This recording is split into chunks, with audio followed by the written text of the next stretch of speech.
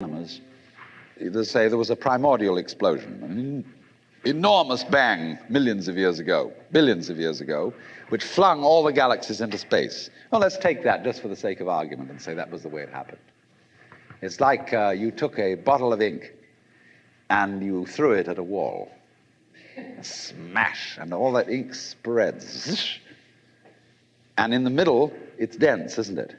And as it gets out on the edge, the little droplets are finer and finer and make more complicated patterns. See? So in the same way, there was a big bang in the beginning of things, and it spread. And you and I, sitting here in this room, as complicated human beings, are way, way out on the fringe of that bang. We're the complicated little patterns on the end of it. Very interesting. But so we define ourselves as being only that. If you think that you are only inside your skin, you define yourself as one very complicated little curlicue, way out on the edge of that explosion, way out in space and way out in time. Billions of years ago, you were a big bang. But now you're a complicated human being. And then we cut ourselves off like this and don't feel that we're still the big bang. But you are. Depends how you define yourself. You are actually, if this is the way things started, if there was a big bang in the beginning, you're not something that is a result of the big bang on the end of the process. You are still the process. You are the big bang, the original force of the universe coming on as whoever you are. See, when I meet you, I see not just what you define yourself as, Mr. So-and-so, Miss So-and-so, Mrs. So-and-so. I see every one of you as the primordial energy of the universe coming on at me in this particular way. I know I'm that too. But we've learned to define ourselves as separate from it.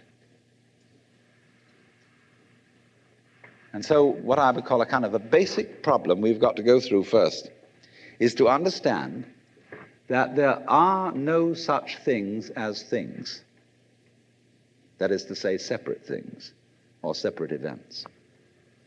That is only a way of talking. And if you can understand this, you're going to have no further problems.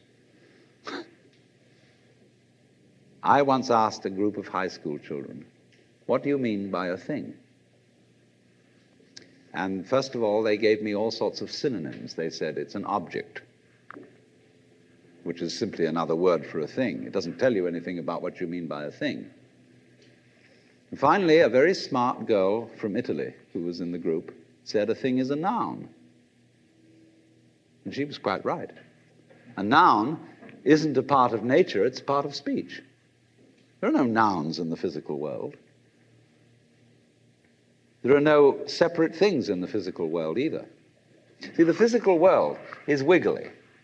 But clouds, mountains, trees, people are all wiggly. And only when human beings get working at things, they build buildings in straight lines and try and make out that the world isn't really wiggly. But here are we sitting in this room all built on straight lines, but each one of us is as wiggly as all get out. Now then, when you want to get control of something that wiggles, it's pretty difficult, isn't it? You try and pick up a fish in your hands, and the fish is wiggly and it slips out. What do you do to get hold of a fish? You use a net. And so the net is the basic thing we have for getting hold of the wiggly world. And so if you want to get hold of this wiggle, you've got to put a net over it. And I can number the holes in a net. So many holes up, so many holes across. And if I can number these holes, I can count exactly where each wiggle is in terms of a hole in that net. And that's the beginning of calculus, the art of measuring the world. But in order to do that, I've got to break up the wiggle into bits. And I've got to call this a specific bit, and this the next bit of the wiggle, and this the next bit, and this the next bit of the wiggle. And so these bits are things or events. Bits of wiggles. which I mark out in order to talk about the wiggle, in order to measure it, and therefore in order to control it. But in nature, in fact, in the physical world, the wiggle isn't bitted. Like you don't get a cut-up fryer out of an egg. But you have to cut the chicken up in order to eat it. You bite it. But it doesn't come bitten. So the world doesn't come thinged. It doesn't come evented. You and I are all as much continuous with the physical universe as a wave is continuous with the ocean. The ocean waves, and the universe peoples. And as the wave, I wave at you and say, you! The world is waving at me with you and saying, hi, I'm here. But our consciousness, the way we feel and sense our existence, being based on a myth that we are made, that we are parts, that we are things, our consciousness has been influenced so that each one of us does not feel that. We feel we have been hypnotized, literally hypnotized, by social convention into feeling and sensing that we exist only inside our skins, that we are not the original bang, but just something out on the end of it. And therefore we are scared stiff. Because my wave is going to disappear. And I'm going to die. And that would be awful. We've got a mythology going now, which, as Father Maskell put it, we're nothing but something that happens between the maternity ward and the crematorium. And that's it. And therefore everybody feels unhappy and miserable. You know, this is what people really believe today. You may go to church, you may say you believe in this, that, and the other, but you don't. Even Jehovah's Witnesses, who are the most fundamentalists, they're polite when they come round and knock at the door. But if you really believed in Christianity, you'd be screaming in the streets. But nobody does. You'd be taking full-page ads in the paper every day. You'd have the most terrifying television programs. The churches would be going out of their minds if they really believe what they teach, but they don't. They think they ought to believe what they teach. They believe they should believe, but they don't believe it, because what we really believe is the fully automatic model. And that is our basic, plausible common sense. Duality is always secretly unity. Take the contrast between the words we use, explicit and implicit. They're very valuable words. What is explicit? What's on the outside? That's, say, how we come on publicly. Explicitly, we are thus and so. We have a fight. We're in competition, say, in business, explicitly. But implicitly, we've worked this out, that we've agreed in a secret way that nobody knows about, that this competition is extremely valuable to both of us. And take it politically, for example. Let's take the situation of Russia versus the United States. Explicitly, in public, this has to be a big fight. These two ways of life, these two ideologies are opposed. They say, we're... But behind the scenes, it's all been carefully worked out. You bet it has. That this opposition has to happen. Because our economy depends on it, and their economy depends on it, and everybody knows this who's smart. But there are a lot of people who get taken in by the propaganda, and they should be taken in because that makes the thing work. It's crazy. But that's the way it goes. And everything works this way. There is, for example, when swans start to mate, they're not sure what they're supposed to do. And they begin to fight. I had a long talk about this with C.G. Jung. He lived on the edge of Lake Zurich, and he had a little summer house right on the water's edge, and there were many swans there. And I was getting up at the end of a conversation with him, and we were beginning to walk back to the main house, and I said, "Isn't it true that swans are monogamous?" And he said, "Yes, they are." He said, "Do you know, I have had most interesting relationships between these swans and many of my female patients who thought they were homosexual." I mean, Jung wasn't a sexual snob. I mean, he understood all the legitimacy of all kinds of sexual variations. But he said it has been a point of departure for our discussions. And he said it's a very funny thing that when they begin to mate, they start fighting.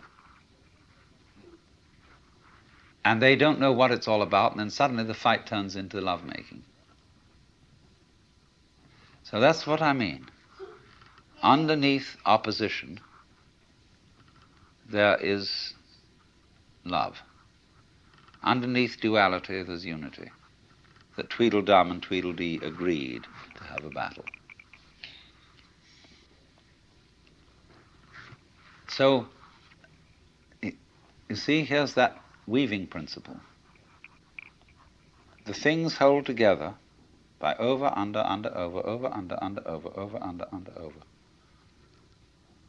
And that creates a stuff, it creates a fabric, it creates clothing, it creates shelter, it creates what we call matter. Matter, mater, mother, and also the same word, maya, illusion. See, the world as a marvelous illusion. Now, we've got to go into this.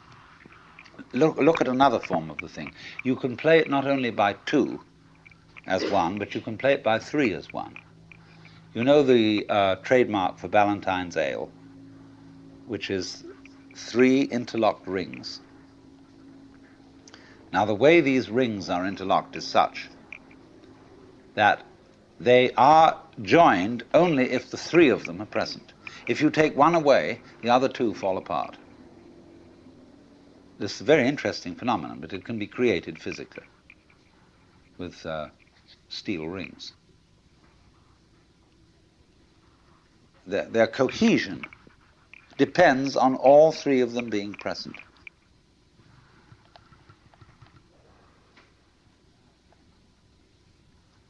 Now, so you see, all I'm trying to say is that the basic common sense about the nature of the world that is influencing most people in the United States today, the fully automatic model, is simply a myth.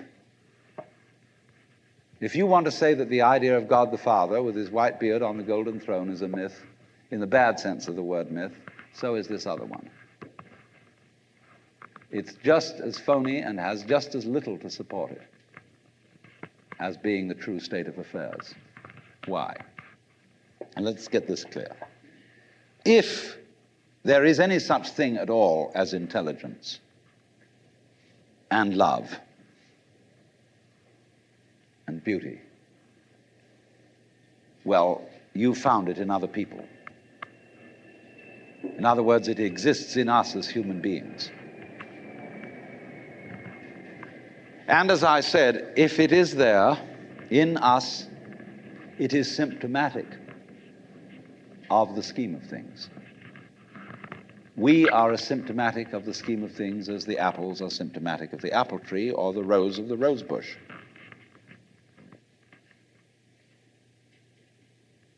The earth is not a big rock infested with living organisms, any more than your skeleton is bones infested with cells. The earth is geological, yes, but this geological entity grows people. And our existence on the earth is a symptom of the solar system and its balances, as much as the solar system in turn is a symptom of our galaxy, and our galaxy in its turn is a symptom of the whole company of galaxies. Goodness only knows what that's in. But you see, when as a scientist you describe the behavior of a living organism, you try to say what a person does. It's the only way in which you can describe what a person is. Describe what they do. Then you find out that in making this description, you cannot confine yourself to what happens inside the skin. In other words, you can't talk about a person walking unless you start describing the floor. Because when I walk, I don't just dangle my legs in empty space. I move in relationship to a room.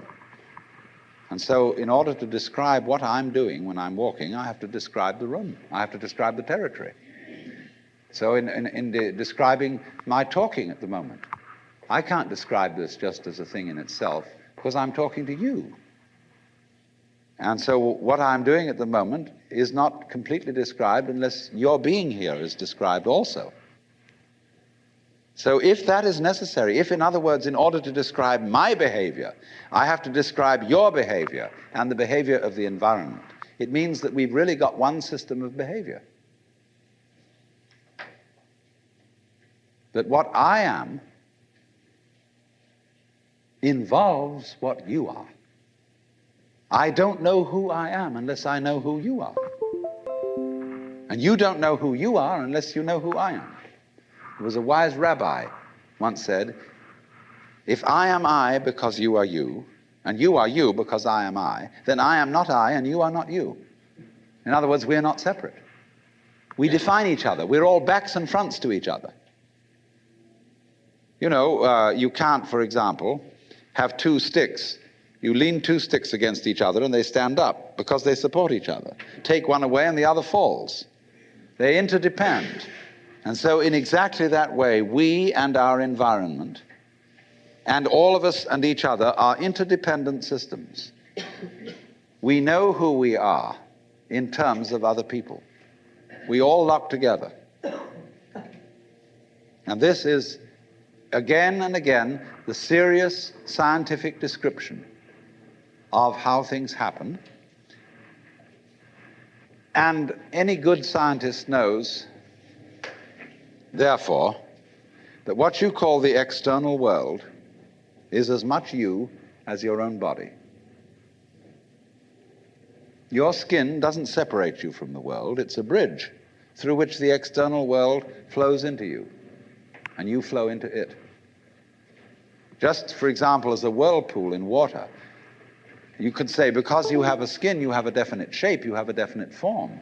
All right? Here is a flow of water, and it suddenly does a whirlpool. And then it goes on. The whirlpool is a definite form, but no water stays put in it. The whirlpool is something the stream is doing. And exactly the same way, the whole universe is doing each one of us. And I see you today, and I recognize you tomorrow, just as I would recognize a whirlpool in a stream. I'd say, oh yes, I've seen that whirlpool before. It's just near so-and-so's house on the edge of the river, and it's always there. So in the same way, when I meet you tomorrow, I recognize you, you're the same whirlpool you were yesterday. But you're moving. The whole world is moving through you. All the cosmic rays, all the food you're eating, the stream of steaks and milk and eggs and everything is just flowing right through you. When you're wiggling the same way, the world is wiggling, the stream is wiggling you. But the problem is, you see, we haven't been taught to feel that way. The myths underlying our culture and underlying our common sense have not taught us to feel identical with the universe, but only parts of it, only in it, only confronting it, aliens. And we are, I think, quite urgently in need of coming to feel that we are the eternal universe, each one of us. Otherwise, we're going to go out of our heads. We're going to commit suicide, collectively, with courtesy of H-bombs. And, all right, supposing we do, well, that will be that, and there will be life making experiments on other galaxies. Maybe they'll find a better game.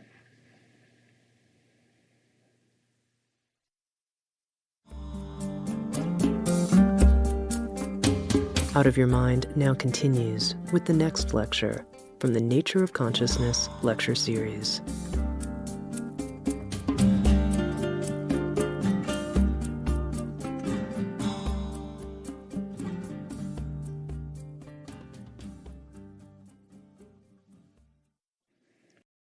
So, what I'm saying is, I think this. I'm trying to share with you a certain style of life and an attitude to life and an insight. Well, I've taken you on one side and said, listen, kids, things aren't what they seem. Don't be fooled. There's a big deception going on, and you're involved in it, but I just thought you ought to know it and enjoy it. See? I'm terribly puzzled about the way people go out of their way to disenjoy themselves. They take so much trouble about it. Did you ever read H.L. Mencken's essay called A Libido for the Ugly? And it describes a Pennsylvania mining town, which isn't exactly totally impoverished. I mean, they can build things and they have enough money to do this, that, and the other. But he describes how they made a church